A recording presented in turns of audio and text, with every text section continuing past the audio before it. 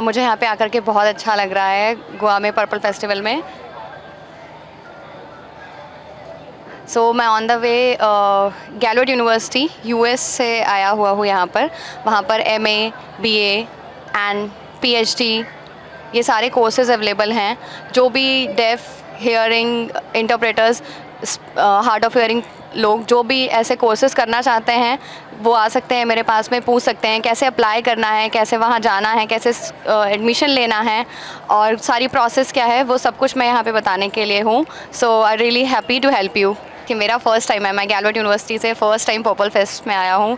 So oh my god, thank you so much. बहुत ही अच्छा लगा मुझे यहाँ पे अलग अलग डिसेबिलिटीज़ को देख करके, wheel chair users, blind persons को सबको देख करके, सब कुछ एक प्लेस पर है। ओ माय गॉड, मतलब बहुत ही अच्छी फीलिंग है ये सारी डाइवर्सिटी, एक जो पूरा डेफ कल्चर है, सारा कुछ कल्चर एक साथ देख करके। सो आई एम लुकिंग फॉरवर्ड।